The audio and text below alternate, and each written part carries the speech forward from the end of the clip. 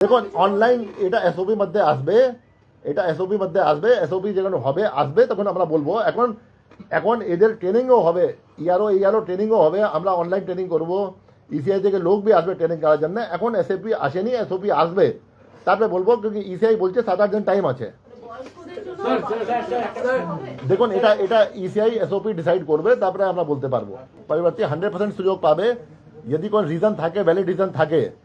এটা কোনো ইভেন্ট নেই কি আপনি আসবেন না তো আপনাকে বাদ দিয়ে দেবো, এরকম কোনো সিস্টেম নেই। আজকে भी আমি বলছি, যত এএসডিডি ভোটার হয়েছে আমাদের রুল ছিল যে 3 বার আপনি যাবেন অ্যান্ড লোকাল ইনকোয়ারি করবেন, বাড়িতে ইনকোয়ারি করবেন, না পাবেন আপনি মার্ক করে দেবেন।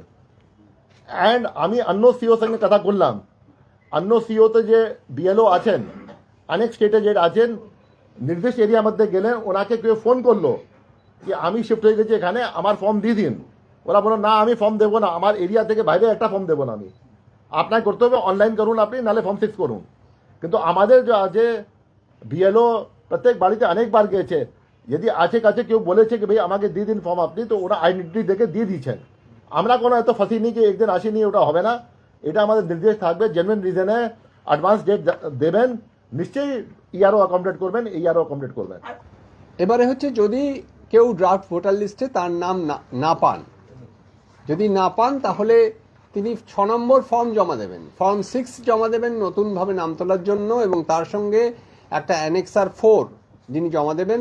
এই অ্যানেক্সার 4 সহ ফর্ম 6 জমা দিলে তার আলাদা করে হিয়ারিং হবে, এবং সেই হিয়ারিংয়ের মাধ্যমে তিনি যে কমিশন নির্দেশিত নথিগুলি আছে সেই নথিগুলি নিয়ে উপস্থিত হবেন হিয়ারিংয়ের জন্য।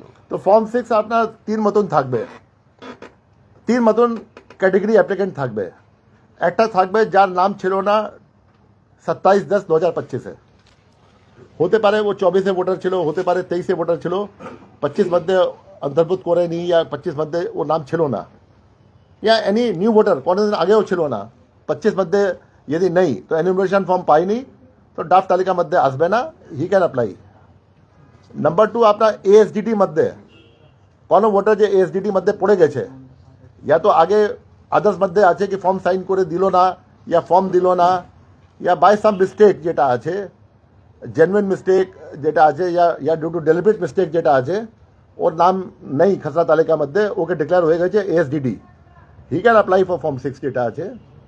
অ্যান্ড নাম্বার 3 যে ছেলে মেয়ে যে 18 বছর হয়ে যাবে 1 জানুয়ারি পরে, ওরা অ্যাপ্লাই করতে পারবে। তো এই 3টা ক্যাটেগরি যে আছে ফর্ম 6 মধ্যে অ্যাপ্লাই করতে পারে, অ্যালং উইথ যেটা আছে undertaking in form 4, annexure 4।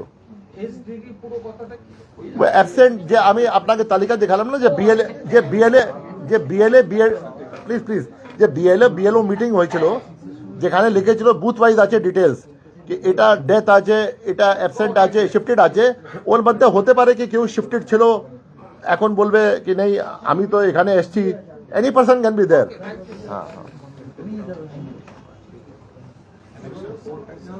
Annexure 4 একটা স্ট্যাচুটারি অ্যানেক্সার আছে, দিয়েছে কি আমি ডিক্লারেশন আছে, যেটা এখন প্রত্যেককে দিতে হবে যখনই ফর্ম 6 দেবে, কি আমি ইন্ডিয়ান সিটিজেন আছি আর আমার নাম কোথায় অন্য জায়গা অন্তর্ভুক্ত নেই, সিঙ্গেল জায়গা, যেমন আপনি এনুমারেশন ফর্মে দিয়েছেন कि আমি একই জায়গা অন্তর্ভুক্ত আছি, আমি और অন্য জায়গা কোথায় নেই আমি, ওরকম। और यदि हमें सेक्शन 31 हमारा एक्शन होते पारे, यदि मैं भूल भ्रांति लिखबो या गलत लिखबो, वही रकम अंडरटेकिंग।